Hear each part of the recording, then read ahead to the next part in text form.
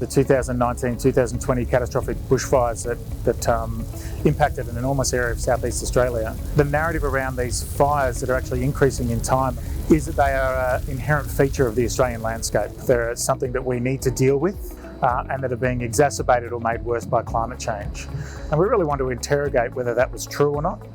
The understanding that I have, both from my cultural background as a Wiradjuri person, but also in my research with and for Aboriginal communities, is that landscapes and country in Australia was very different prior to the British invasion, and that it's quite possible that these catastrophic fires have been made more frequent and more severe, not only through climate change, but more deeply through the lack of care and management of country. There's a whole bunch of different kinds of information we can glean views of the past from, and what country was like, or what landscapes were like in Australia prior to the British invasion and the removal of Aboriginal care and management.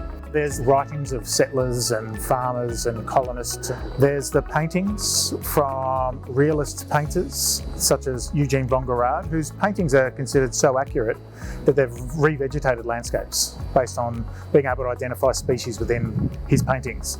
And there's the empirical scientific data that I collect, which is essentially microscopic remains that are produced by plant communities and by fires and all of these kinds of processes that happen, that are blown around in the atmosphere, and they land on lakes and swamps and bogs, and they settle and build up over years and years and years, and sometimes millions of years, much like an ice core but on land. By piecing these various fragments together to build up a whole picture of how country has changed, we know that there was a strong narrative that Australian landscapes, particularly in the southeast, were open. So we can glean from that the landscape has changed a lot. We've got sites ranging from Bundjalung country, which is a little south of Byron Bay, right through to Wadawurrung country, which is to the west of Melbourne in the southwest. And they are all from within contemporary forest ecosystems, and they all show a significant increase in eucalyptus trees occurring immediately following the removal and suppression of Aboriginal care and management. In the mid-1800s, you see this increase in eucalypts. And why that's important is what we know is that eucalypts are incredibly flammable. They're fast-growing and flammable. So this increase in eucalypts is associated almost uniformly, once again, with an increase in charcoal, the products of fire, being deposited. The eucalypts increase, and then fire increases. And we see this as a uniform pattern right up the east coast of Australia and through the southeast. And really importantly, this happens prior to the onset of anthropogenic climate change. And now we're in this situation where we have overloaded forests that are not cared for or managed as they had been for thousands of years.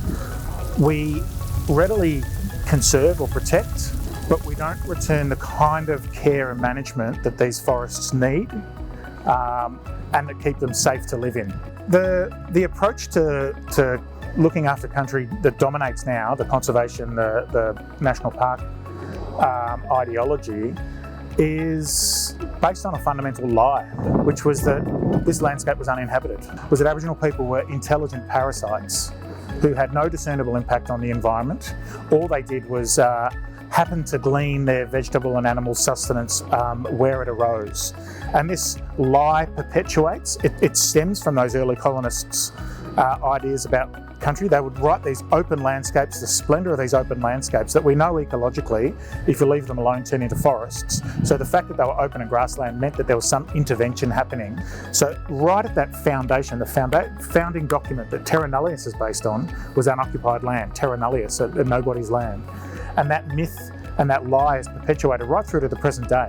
In terms of solutions, it's multifaceted. We need to address that deep fundamental cultural schism that is perpetuating this problem, that is setting up things like, our firefighters, they are incredible people, but the fundamental paradigm that you need a paramilitary organisation to fight fire in a landscape that is incredibly flammable and has been cared for and managed with fire for at least 60,000 years is one of the systemic things, or at least representative of the systemic schism, the split between reality and where we're existing today, that exists in this continent. And I see society sitting now in a very simplified spectrum between this narcissistic view that environments and the world is there for us, and we take. You see this in mining sector, logging sector, all this, that everything's there for us.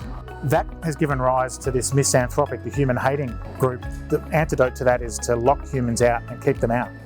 And it misses the whole appropriate engagement with country and the very fundamental principle of healthy country, healthy people, that Aboriginal people, because we are a part of it.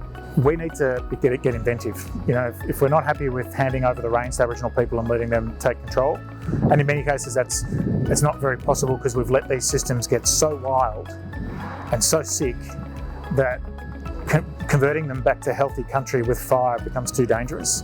So do we have to go in and intervene? Selective logging, follow up with some burning. There's resistance to that, but let's try it.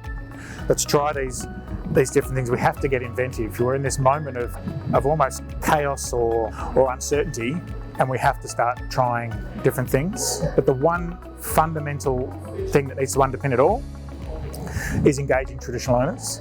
This isn't an us or them situation. We all live on this country now, on this continent, and we all live on country. This is about empowering Aboriginal people to reconnect and bring their enormous reservoirs of knowledge to solve the wicked problems that we have now.